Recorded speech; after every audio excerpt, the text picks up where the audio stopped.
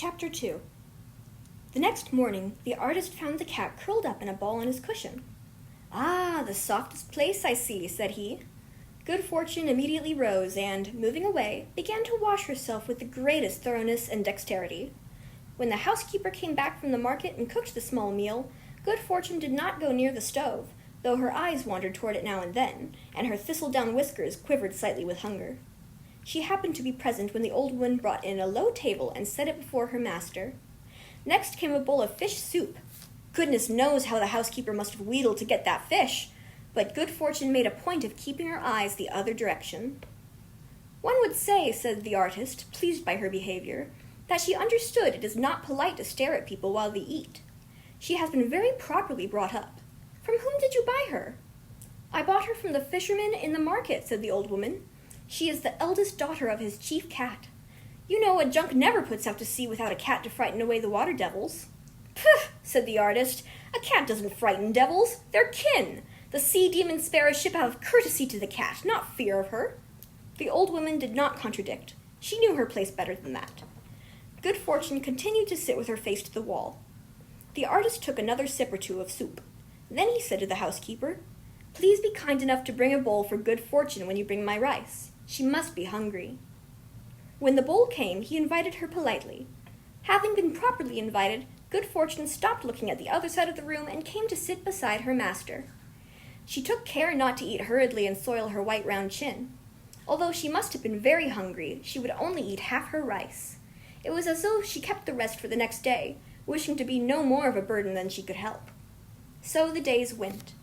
Each morning the artist knelt quietly on a mat and painted beautiful little pictures that no one bought.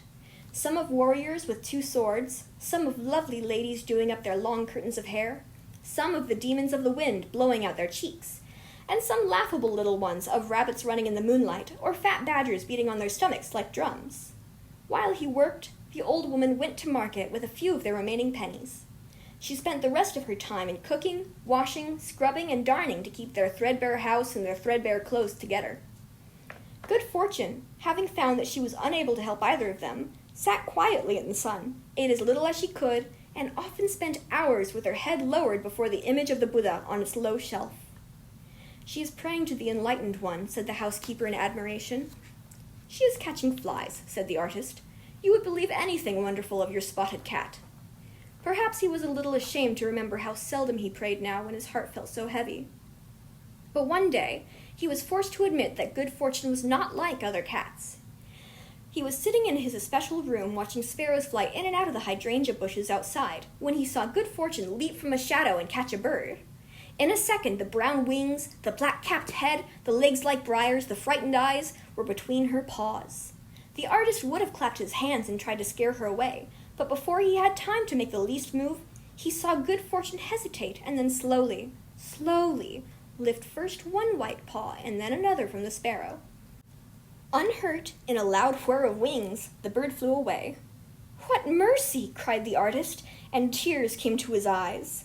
Well he knew his cat must be hungry, and well he knew what hunger felt like. "I am ashamed when I think that I called such a cat a goblin," he thought. "Why, she is more virtuous than a priest." It was just then, at that very moment, that the old housekeeper appeared, trying hard to hide her excitement. "Master," she said, as soon as she could find words, "Master, the head priest from the temple himself is here in the next room and wishes to see you. What do you think his honor has come here for?" "The priest from the temple wishes to see me," repeated the artist, scarcely able to believe his ears, for the priest was a very important person, not one likely to spend his time in visiting poor artists whom nobody thought much of.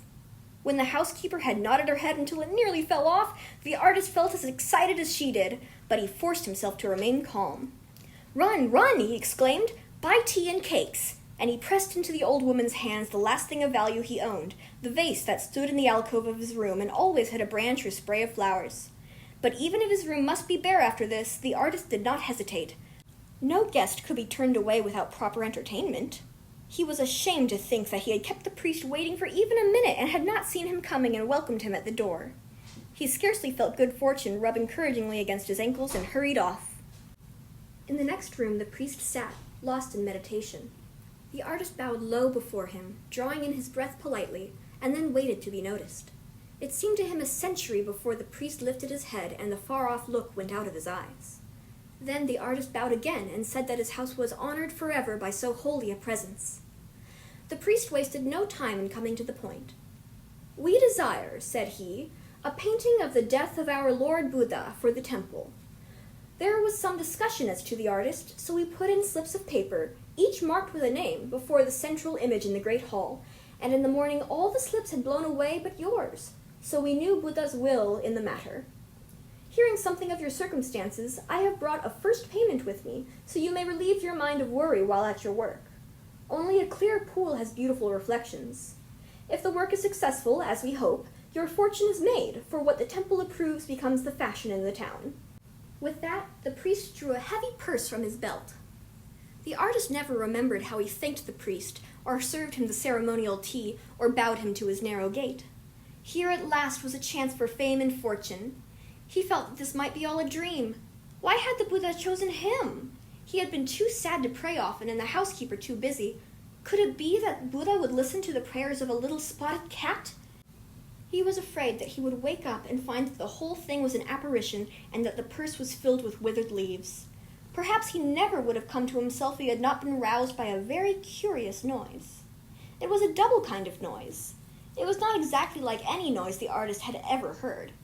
The artist, who was always curious, went into the kitchen to see what could be making the sound, and there, sure enough, were the housekeeper and good fortune, and one was crying for joy, and one was purring for joy, and it would have been hard to have said which was making more noise.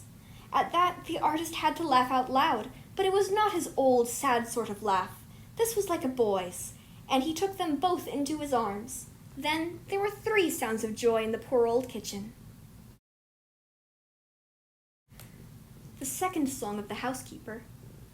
"Now let me laugh and let me cry, with happiness to know at last I'll see him famous ere I die, with all his poverty in the past.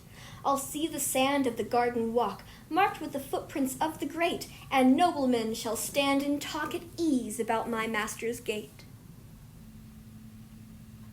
End of chapter 2.